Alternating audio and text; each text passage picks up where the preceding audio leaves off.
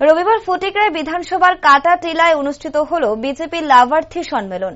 দলের ফটিকরায় মণ্ডলের ৩০ এবং ৩৪ নম্বর বুথে সুবিধাভোগীদের নিয়ে কাটাটিলা বাজারে হয় সম্মেলন। উপস্থিত ছিলেন ঊনকোটি জেলা পরিষদের সভাধিপতি অমলেন্দু দাস, দলের ফটিকরায় মণ্ডল সভাপতি নীলকান্ত সিনহা, দলের জেলা পরিষদের সমীরণ চক্রবর্তী সহ অন্যান্যরা।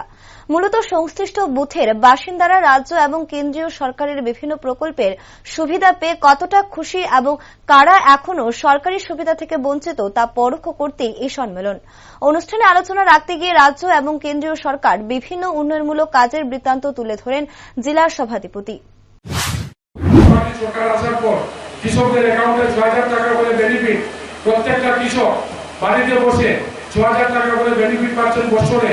কোনো নেতার কাছে যেতে হয়নি, কোনো মিছিলে যেতে হয়নি, কোনো পার্টি অফিসে গিয়ে ধর্ণা দিতে হয়নি, কোনো জায়গায় রাস্তা ব্লক করতে হয়নি, কোনো আন্দোলন করতে হয়নি।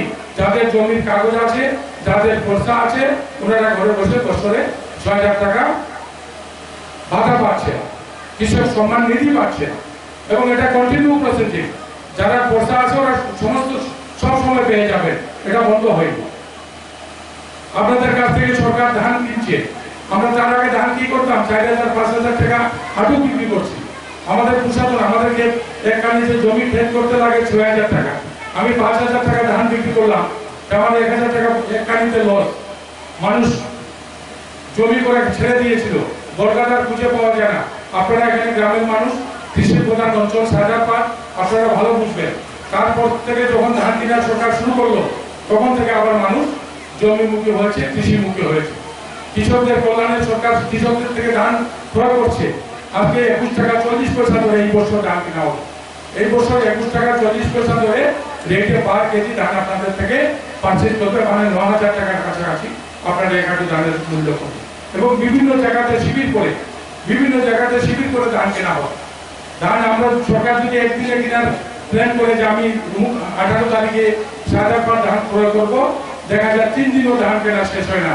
এত মানুষ, এত কৃষক ধান নিয়ে আছে, একদিনের জায়গায় 3 দিন সময় দিতে হয় এই কৃষকদের কাছ থেকে ধান পারচেজ করতে। এই সরকার আসার পর স্কুল কলেজগুলোতে শিক্ষার আমূল পরিবর্তন করেছে। সেটা আপনাদের বাচ্চাদের, আপনাদের ভবিষ্যৎ প্রজন্মকে সুশিক্ষিত করে তুলতে কি প্রয়োগ করবে। শিক্ষা ব্যবস্থা আমূল পরিবর্তন করে বিদ্যাজ্যোতি স্কুল তৈরি করে যাতে গ্রামের গরিব ছেলেমেয়েরাও ইংলিশ মিডিয়ামে পড়াশোনা করতে পারে, সেই ব্যবস্থা সরকার করে দিয়েছে।